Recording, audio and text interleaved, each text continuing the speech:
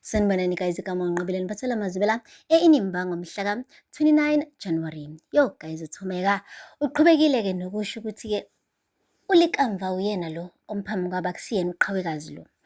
Washo wasukuma ngisho etafuleni esondela phela ngaqhawekazi emtshela ukuthi yabona nje wazi zonke lezi zinto zebhola ngoba vele wena ulikamva usiyena uqhawekazi. Yabona ngendlela oqondisa kahle ngayo ngisho ama-matches. Chaza kona ukuthi ke wena ulikamva. Uyakhumbula izolo ukuthi bukade ukhala nge-bacon, uthi wena ukreva i-bacon. Ulikamva wami phela loyo obethanda i-bacon. Kanti-ke ngithe ngihlabelela umhlabelelo kalikamva enguhlabelela yena yedwa, engakaze nguhlabelelele amantombazane ami. Walala zwi ubuthongo qhawekazi okusho kona ukuthi-ke ulikamva ngoba nolikamva wayelala zwi mengihlabelela lo mhlabelelo. Hayibo! Uzoleka guys, umane wasukuma naye wama ngenyawo wama phakathi nendawo ukuthi nje uThumeka angakwazi ngisho nanokuwelisa isandla athinte uqhawekazi.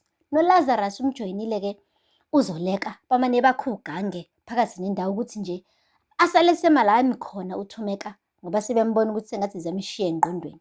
Guys, akupheli-ke lapho. Umane wakhuluma kuzoleka wathi, hey, uthini ngoku? Uqhawekazi lona. Uthi ulikamva njani? Angithi nje uqhawekazi wayehlala nolikamva, yingakho azi lama-matches ebhola. Manje njengoba nje waqondanisile ngoba vele phela wayethatha information kumfowabo. Kanti-ke futhi-ke ngisho nale ndaba le yokuthi ubumhlabelelela umhlabelelo, habe mhlawumbe bekadezela. Hayi, inkinga yakhe ikuphi ngempela? Yazini le dini isiphelile, wonke umuntu akagoduka ekhaya futhi nenze sure ukuthi namthatha uThumeka nihamba naye. Hayibo! Thumeka wamane wathi likamva. Kubonakala-ke manje ukuthi izandla useyayilula usefuna ukufinyelela kuqhawekazi lo asembiza ngolikamva. Hayi, kwakhuza isimayemaye wonke umuntu endlini. Hayi, kwathiwa kumane kugoduke straight. Seleni seniqedele iy'phuzo nje nihambe ngoba-ke the dinner is over. Yo guys, bathe befika nje endlini oThumeka, hayi uyanga umane wathi ndichilo kaloku ukuba le dinner ayizuhamba kakuhle. Umama vele besethetha ntoni ethi uqhawekazi ulikamva. Hayi, bamane bathi wena uyingane, hamba ekamereni yolala, ushiye into zabantu abadala zidile nabantu abadala. Kuthe kusekunjalo-ke guys, waqhamuka uhlathi wayothathisa uThumeka embuza phela ukuthi kungani manje mangwevu uthethe ngalolu hlobo, uthusa umntwana. Oh, yini na?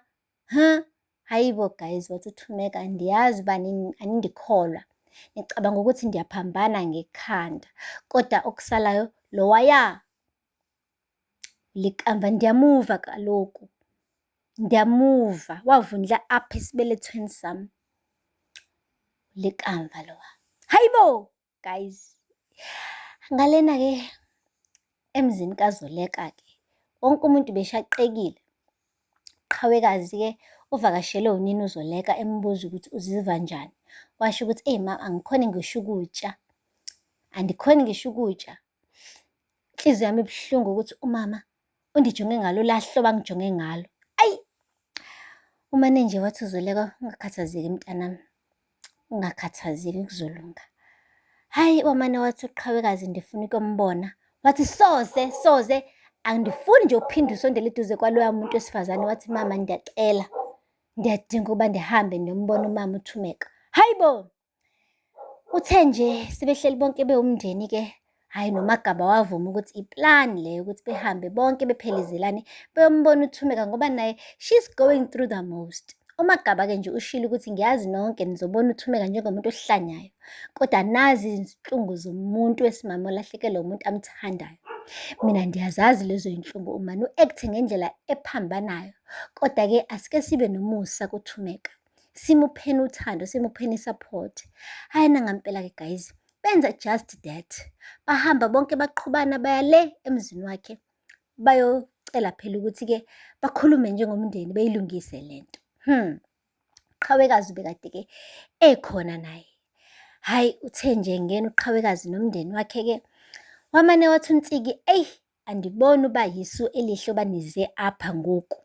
Thumeka kakabi right. Wathi uqhawekazi, ndifuna ukubona umama. Wathi njengoba kade senditshilo-ke wena ntombami, akusixesha elihle leli ukuba ubonane nonyoko. Ha guys, umuntu akaphathwa. Wabeqhamuka uThumeka. Qhamuka nesmile guys esifika le endlebeni. Hayi, wasondela uqhabekazi wathi mama uziva njani? Wathi oh mntanami ndiziva ndibhetere kunayizolo. Uyazi ngizocela nje ukuba nindixolele, yazi ndixola uxolo. Izolo ngiyazi uba ndike ndathatha izinto ezininzi. Ngike ngaba nje nempambano, I was confused. So ndicela bandla ningixolele. Hawu guys, sonke sathemba-ke endlini ukuthi wow, Thumeka usiyabona finally ukuthi yonke lento abeyisho ayilona iqiniso. Sesuka lapho wathi Qhawekazi, hayi akasekho Qhawekazi. Lo nyana lo omlapha mokwami ulikamva. UQhawekazi kuyena owaswelekayo, kodwa-ke lo philayo njengamanje ulikamva. Guys, hayi bo, Khuzani, phambi komndeni wonke futhi uphinda the very same words awashilo lapha kwidina. And ukusho with a smile on her face, khombisa kona guys ukuthi cha, hayi akayisoli bakithi. Lento ayishoyo ufuna wonke umuntu agcine emkholiwe ngoba yena uyayikholwa. Hayi, baze bangenelwa amanzi endlini-ke laphaya kamabandla guys nakoBikitsha. Cause manje-ke ubani ozongena engqondweni kaThumeka aze agcine seqhafaza yabo leli bhathini leli elingathi li-off kwamanje. Gcine kuklikha ukuthi hayi cha, uQhawekazi phela lowaya akusiwulikamva. Uqhawe nje uyintombazane nje. Usawuqhawe. Kodwa-ke uke washo-ke naye-ke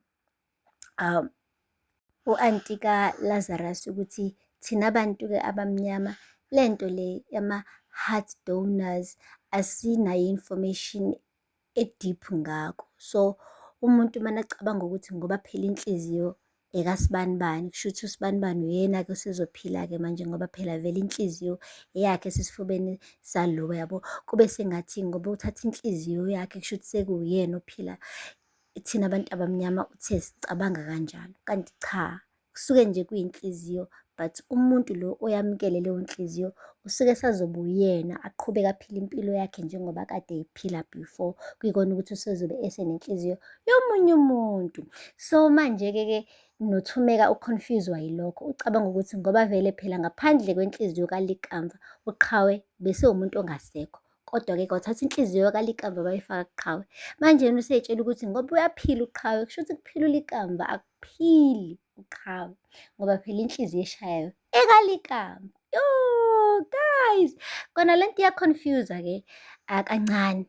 Ngampela mose usathi uyibhekisisa kahle. Kodwa-ke iqiniso lithi-ke naye uzoleka, angeke afune ukulahlekelwa yindodakazi yakhe. Ijike nje isibizwa ngoLikamva. Ebe naye ayithwala for 9 months. So yeah, bobabili nje abasale sebemkhulisa uQhawekazi njengengane yabo.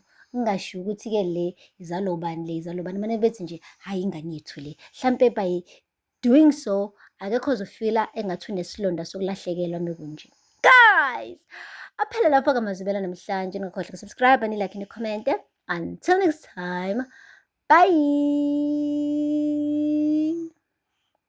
Sanibonani guys, igama uNqobeleni Mphathela Mazibela eInimba ngomhla ka-29 January. Yo guys, uThumeka uqhubekile-ke nokusho ukuthi-ke uLikamva uyena lo omphambi kwabo, akusiyena uQhawekazi lo.